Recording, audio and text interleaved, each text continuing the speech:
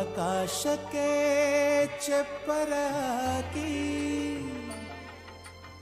ಈ ಭೂಮಿಯ ಮಂಟಪ ಮಾಡಿ ತಾರೆಗಳ ತೋರಣದ ಜೀವಗಳ ಜೋಡಿಸುವ ಕಲ್ಯಾಣ.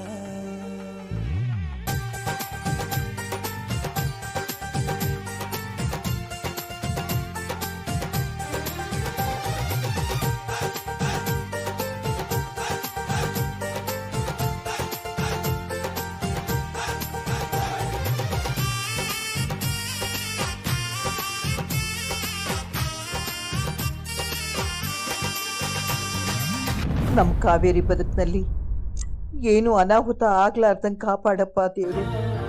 ಅವಳು ಹುಟ್ಟಿದಾಗ್ನಿಂದನೂ ಬರೀ ಕಷ್ಟನೇ ನೋಡ್ಕೊಂತ ಬಂದವಳು. ಈಗ್ಲಾದ್ರೂ ಅವಳು ಬದುಕಿನಲ್ಲಿ ಕತ್ಲೆ ಆಗದೆ ಇರೋ ಹಾಗೆ ನೋಡ್ಕೊಳಪ್ಪ.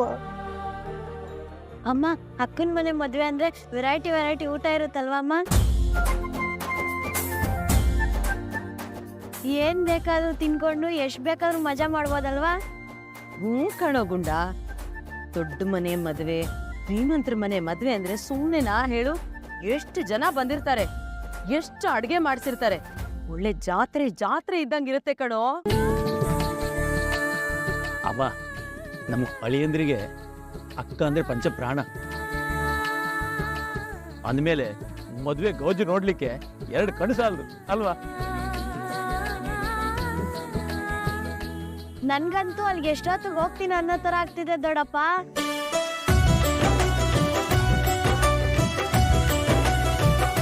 ನಮ್ಮ ಕಾವೇರಿಗಂತೂ ಪುರ್ಸೊತ್ತೆ ಇರ್ಲಿಕ್ಕಿಲ್ಲ. ಆ ಕೆಲಸ ಈ ಕೆಲಸ ಅಂತೇಳಿ ಖಾಲಿ ಚಕ್ರ ಕಟ್ಕೊಂಡು ಓಡಾಡ್ತಿರ್ಬೋದು ಅಲ್ವಮ್ಮ?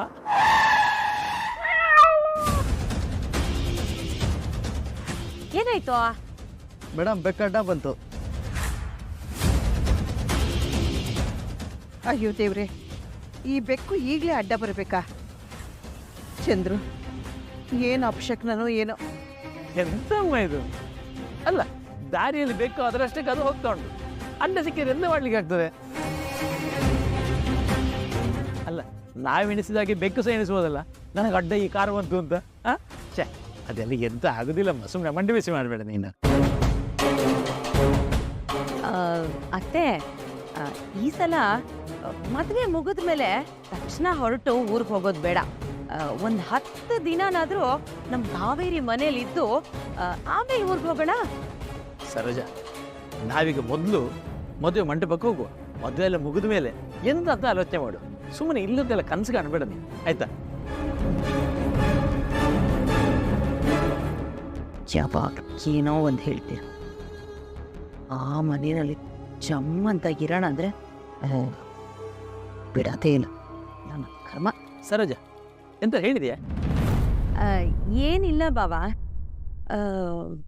ಬಾವಾ, ಅತ್ತೆ ಯಾಕೋ ತುಂಬಾ ಡಲ್ ಆಗಿದ್ದಾರೆ. ಏನಾಯ್ತು ಅಂತ ಕೇಳ್ಬಾರ್ದಿತ್ತಾ?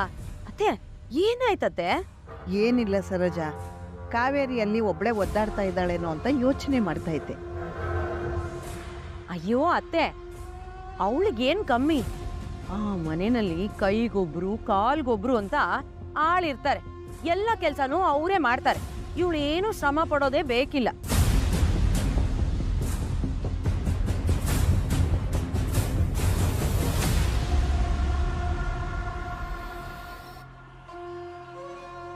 ಅನಿಕಾ, ಅಷ್ಟೊಂದು ಕೆಲ್ಸಗಳಿತ್ತು, ಯಾಕೆ ನನ್ನ ಅಷ್ಟು ಅರ್ಜೆಂಟಾಗಿ ಕರ್ಕೊಂಡು ಬಂದೆ?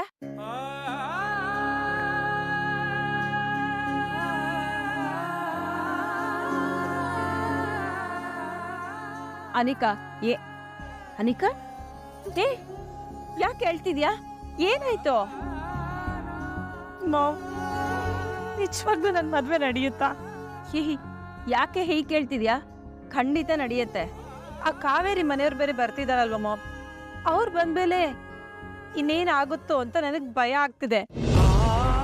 ಅನಿಕಾ, ಹಾಗೆಲ್ಲ ಏನೂ ಆಗಲ್ಲ. ಆ ಹಳ್ಳಿಯವ್ರನ್ನ ಯಾರು ಕೇರ್ ಮಾಡಲ್ವೇ? ಯಾವ ವಿಷಯನೂ ಯಾರಿಗೂ ಗೊತ್ತಾಗದೆ ಇರೋ ಹಾಗೆ ಆ ಕಾವೇರಿ ನೋಡ್ಕೋತಾಳೆ. ಯಾಕೆ ಅಂದ್ರೆ ಈ ವಿಷಯ ಗೊತ್ತಾದ್ರೆ ಅವಳ ಮಾವ ಜೀವಂತವಾಗಿರಲ್ಲ. ನೀನ್ ಕೂಲಾಗಿರು. ಮಾಮ್, ಆ ಕಾವೇರಿ ಇಲ್ಲಿ ಇರೋವರೆಗೂ ನನಗೆ ನೆಮ್ಮದಿನೇ ಇಲ್ಲ. ಅವಳನ್ನ ಹೇಗಾದ್ರೂ ಮಾಡಿ ಇಲ್ಲಿಂದ ಕಳಿಸ್ಬಿಡೋಣ. ಮುಖ ನೋಡ್ತಿದ್ರೆ ನನಗೆ ತುಂಬ ಟೆನ್ಷನ್ ಆಗುತ್ತೆ ಮಾಮ್. ಪ್ಲೀಸ್. ಇಲ್ಲ ಅನಿಕಾ, ಅವಳು ಇಲ್ಲೇ ಇರಬೇಕು. ಮಾಮ್, ಏನ್ ಹೇಳ್ತಿದ್ದೀರಾ ನೀವು? ಹೌದು ಅನಿಕಾ, ಅವಳು ಇಲ್ಲೇ ಇರಬೇಕು. ಅವಳಿಲ್ಲ ಅಂದರೆ ನಮಗೆ ಅಪಾಯ. ಅವಳು ಕಾಣಿಸ್ಲಿಲ್ಲ ಅಂದರೆ ಅಗಸ್ತ್ಯ ಸುಮ್ಮನಿರ್ತಾನ, ನಿಮ್ಮ ಅಜ್ಜಿ ಸುಮ್ಮನಿರ್ತಾರ, ನಿಮ್ಮ ಡ್ಯಾಡ್ ಸುಮ್ಮನಿರ್ತಾರ. ಎಲ್ಲರೂ ಸೇರ್ಕೊಂಡು ಏನಾದರೂ ಒಂದು ಹೊಸ ಪ್ಲಾನ್ ಮಾಡ್ತಾರೆ. ಅವಳು ಇಲ್ಲೇ ಇದ್ಕೊಂಡು ಅಗಸ್ತ್ಯನ ಮದುವೆನ ಕಣ್ಣಾರೆ ನೋಡಿ ಅವಳು ಕಣ್ ತುಂಬಿ ಹರಿಬೇಕು. ಮಾಮ್, ಇದೇನು ಸಾಧ್ಯನಾ ಮಾಮ್? ಅವಳು ಅಗಸ್ತ್ಯನ ಬಿಟ್ಕೊಡಲ್ಲ ಅಂತೆಲ್ಲ ಮಾತಾಡ್ತಿದ್ದಾಳೆ. ಹೊಗಳೋ ನಾಯಿ ಕಚ್ಚಲ್ಲ ಅನಿಕಾ. ಅವಳು ಎಷ್ಟೇ ಮಾತಾಡಿದ್ರು ಅಗಸ್ತ್ಯ ವೃಂದನ್ ಮದುವೆ ಮಂಟಪದವರೆಗೂ ಬಂದಿಲ್ವಾ? ಹಾಗೆ ನಿನ್ನ ವಿವೇಕ್ ಮದುವೆನೂ ನಡೆಯುತ್ತೆ, ಅಗಸ್ತ್ಯ ವೃಂದ ಮದುವೆನೂ ನಡೆಯುತ್ತೆ. ಅವಳ ವಿಷಯನ ನಾನು ನೋಡ್ಕೋತೀನಿ. ನಾನಿರೋವರೆಗೂ ನಿನ್ನ ಮದುವೆ ನಿಲ್ಲಲ್ಲ. ನೋಡು, ಇವತ್ತು ನಿನ್ನ ಮದುವೆ. ಕಣ್ಣೀರು ಹಾಕಬಾರ್ದು, ಖುಷಿಯಾಗಿರ್ಬೇಕು.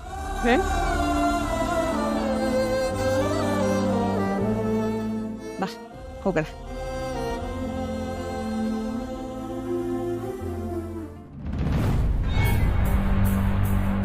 ರಾಯರೇ, ಹೇಳಿ. ಇಬ್ರು ಮದುವೆ ಹುಡುಗರನ್ನ ಕರೆದು ಬಿಟ್ರೆ ಕಾಶಿ ಯಾತ್ರೆ ಶಾಸ್ತ್ರ ಮಾಡಬಹುದು.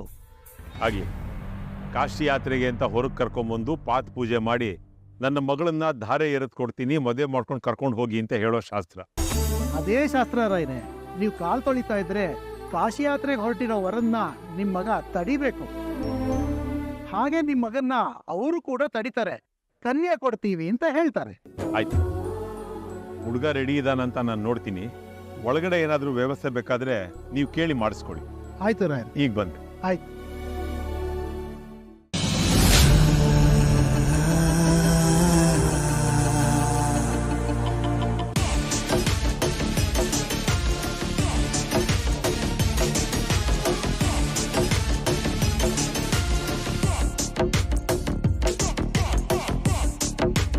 ಹಲೋ, ಮದುವೆ ಟೈಮಲ್ಲಿ ಗೆಸ್ಟ್ ಬಂದಿದ್ದಾರೆ, ಅವ್ರನ್ನ ಟ್ರೀಟ್ ಮಾಡಬೇಕು ಅನ್ನೋ ಮ್ಯಾನರ್ಸ್ ಇಲ್ಲ. ಹೋಗಿ ಎಲ್ಲರಿಗೂ ಜ್ಯೂಸ್ ತಗೊಂಬಾ. ಹೋಗು.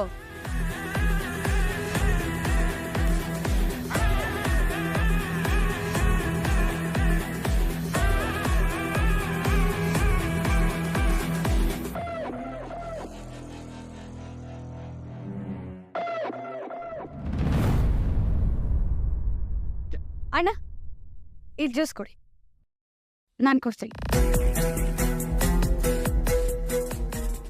ಅಂತೂ ನೀನು ಆಸೆ ಪಟ್ಟು ಹುಡುಗನೇ ಮದುವೆ ಆಗ್ತಿದ್ಯಾ. ಗ್ರೇಟ್ ಕಣೆ ನೀನು. ನಾನು ಹಾಗೆ ಕಣೆ. ಒಂದ್ಸಲ ನಾನೇನಾದರೂ ಇಷ್ಟಪಟ್ಟರೆ ಅದನ್ನು ಪಡ್ಕೊಳ್ಳೋವರೆಗೂ ಬಿಡೋಳಲ್ಲ. ಇದು ನನ್ನ ಹುಟ್ಟುಗುಣ, ನಿಮ್ಮೆಲ್ಲರಿಗೂ ಗೊತ್ತೇ ಇದೆಯಲ್ಲ. ಇನ್ನು ನಾನು ಪ್ರೀತಿ ಮಾಡಿರೋ ಅಗತ್ಯನ ಅಷ್ಟು ಈಸಿಲಿ ಬಿಟ್ಕೊಟ್ಬಿಡ್ತೀನ. ಹೌದು, ನೀ ಸೆಲೆಕ್ಷನ್ ಸೂಪರ್ ವೃಂದ. ನೀವಿಬ್ರು made for each other. Yes, ಈ ವೃಂದ ಅರಸ್ ಯಾವಾಗಲೂ ಬೆಸ್ಟನ್ನ ಸೆಲೆಕ್ಟ್ ಮಾಡ್ಕೊಳ್ಳೋದು. ಮತ್ತೆ ಫ್ಯೂಚರ್ ಪ್ಲಾನ್ಸ್ ಏನು ವೃಂದ? ಇನ್ನೇನು, ನಾನು ಇಷ್ಟಪಟ್ಟಿರೋ ಹುಡುಗನ ಮದುವೆ ಆಗ್ತಿದ್ದೀನಿ. ನನ್ನ ಮತ್ತೆ ಅವ್ರ ಮಧ್ಯೆ ಯಾರು ಬರದೇ ಇರೋ ಥರ ಅವ್ರನ್ನ ಕಾಪಾಡ್ಕೋತೀನಿ. ನಾನು ಇಷ್ಟಪಟ್ಟಿರೋ ಹಾಗೆ, ನಾನು ಆಸೆ ಪಟ್ಟಿರೋ ಹಾಗೆ ಇಬ್ರು ವರ್ಲ್ಡ್ ಟ್ರಿಪ್ ಮಾಡ್ತೀವಿ. ಹೀಗೆ ಏನೇನೋ ಆಸೆಗಳಿದೆ, ಎಲ್ಲ ಒಂದೊಂದಾಗೆ ಈಡೇರಿಸ್ಕೊಂಡು ಜಾಲಿಯಾಗಿ ಅವ್ರ ಜೊತೆ ಇದ್ಬಿಡ್ತೀನಿ.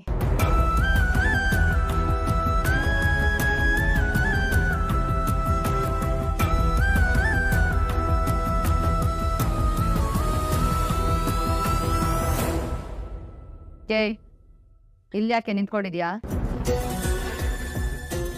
ಜ್ಯೂಸ್ ಕೊಟ್ಟಾಯ್ತಲ್ವಾ, ಹೋಗ್ತಾ ಇರಬೇಕು. ನಿಂತ್ಕೊಂಡು ನಾವು ಮಾತಾಡೋದನ್ನ ಕೇಳಿಸ್ಕೊಳ್ಳೋದಲ್ಲ. ಮ್ಯಾನರ್ಸ್ಲೆಸ್ ಫೆಲೋ. ಔಟ್.